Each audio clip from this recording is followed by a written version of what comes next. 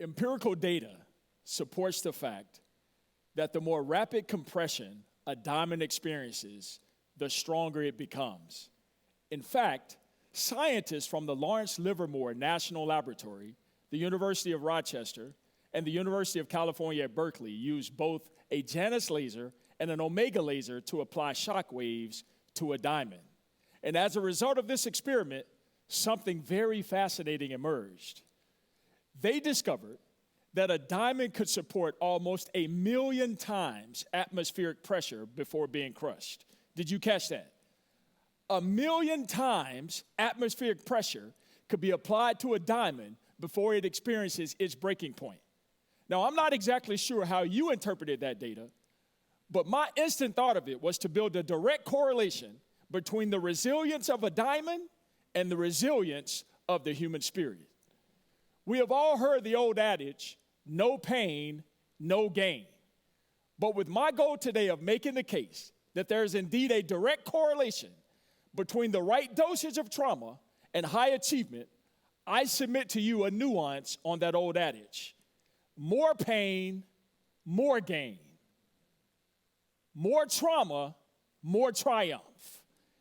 You see, because of my life journey and my personal experiences with trauma, which I will share a lot more momentarily, I have always had an inkling that there was some type of major connection between the adversities I've had to overcome in my life and what the majority of my family, friends, and coworkers label as my intense ambition.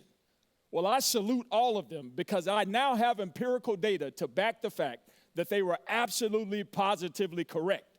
I am possessed with a heightened level of ambition. And I now understand that there is a science that goes along with that possession. There is indeed a proven correlation between my personal childhood trauma and my desire for achievement. And the great news for you, my friend, if you're willing to embrace it, is that this research can also very easily be applied to your life as well. So my blanket thesis in all of this, and all of these learning, is that high-achieving individuals are forged and fortified under pressure, and if they have the right doses of trauma with motivation, they can always take their lives to the next level. I mean, think of the countless number of business leaders, entrepreneurs, nonprofit leaders, professional athletes, movie stars, celebrities, government leaders, and so on, who have become heroes in our lives without us even knowing them personally. A huge attribution factor to why we view them through the lens of being powerful figures is directly associated with how we have seen them continue to shine directly in the face of adversity. We admire how they manage to fall down and get back up over and over again.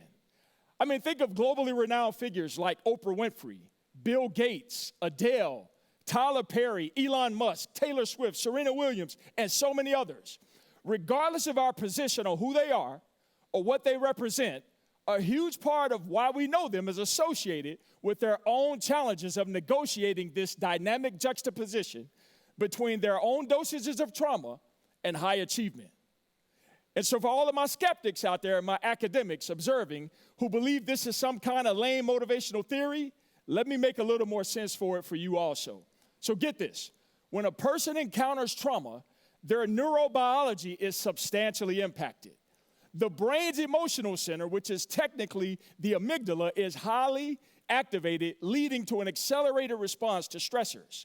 Stress hormones are then triggered. Adrenaline and cortisol are elevated, and the body moves into fight, flight, or freeze response. And research has shown that this evolutionary response is essentially our way of adopting survival mechanisms, which in our minds are intended to protect us from what we perceive to be as immediate danger. As a result of this happening to us, especially those of us who have experienced this repeatedly or over extended periods of times in our lives, our response can be highly dysregulated and our survival mechanisms can persist long after this perceived threat has passed. This can ultimately lead to hyperarousal and an unrelenting desire to control our environment. These developments have been known to contribute to high-achieving behaviors, or what researchers also label as post-traumatic growth. a term developed by two renowned psychologists, Dr. Richard Tedeschi and Dr. Lawrence Calhoun in the mid-1990s. Post-traumatic growth, by definition, is rooted in the theory of positive psychological adjustments that emerge as a byproduct of trauma.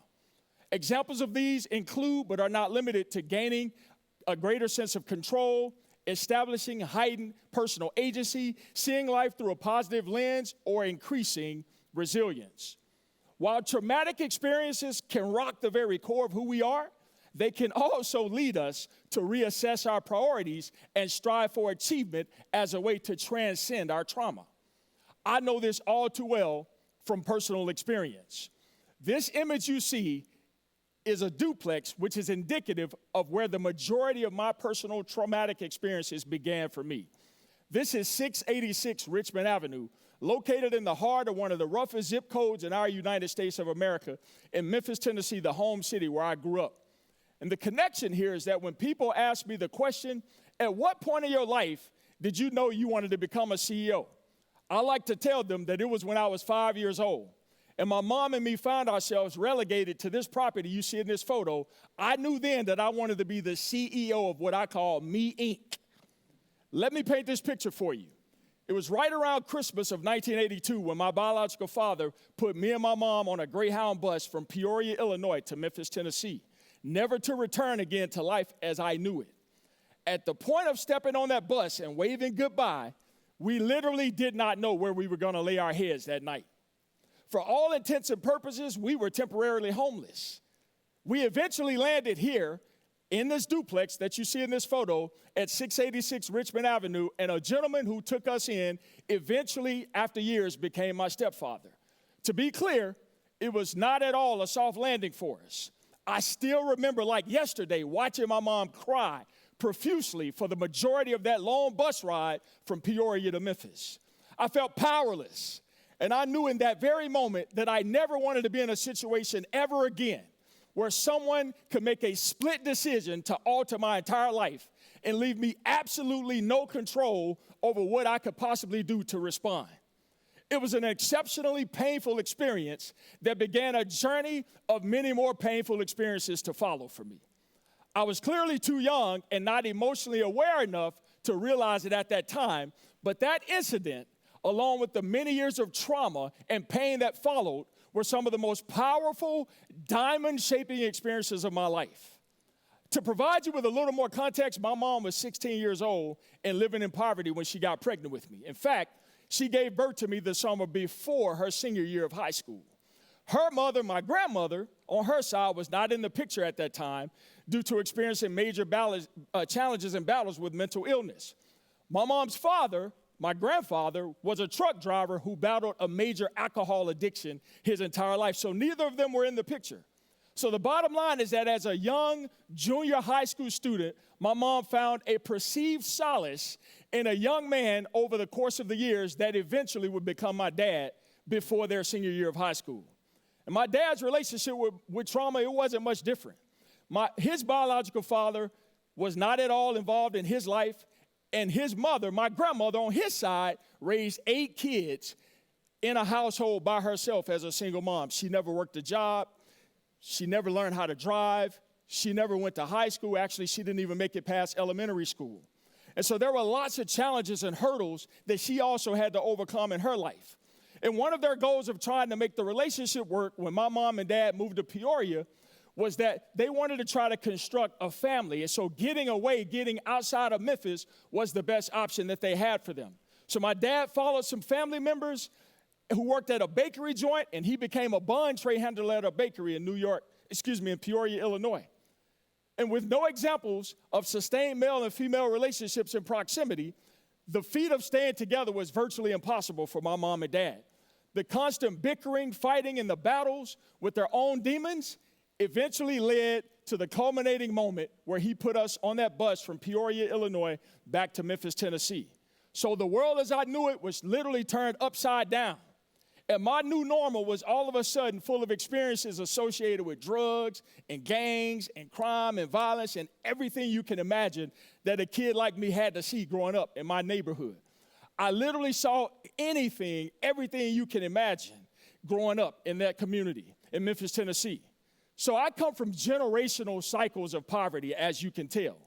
And while the trauma associated with those experiences could just as easily have led me down a path of self-destruction, I stand before you today tremendously blessed and honored to say that those experiences actually helped to shape me to become the diamond of a man that I am today.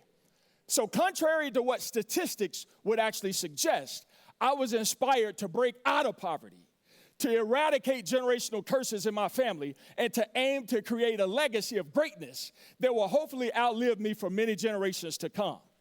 Now, I want to emphasize to you that I am not minimizing nor underestimating the power that trauma could have, nor its capacity to have substantially detrimental consequences in our lives. However, I do submit to you that I'm convinced that an individual's unique and personal experiences with the right dosage of trauma, along with their capacity to envision trauma as a tool, as a vehicle, as a resource for triumph, long-term, it can be valuable for them. The premium, most expensive diamonds in the world don't get to position of being as expensive as they are without experiencing extreme duress, pressure, and extreme heat.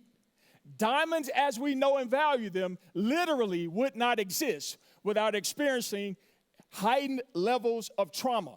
So if we place this type of appreciation and value on a stone that has experienced this level of stress and pressure, how much more should you place value on your own life?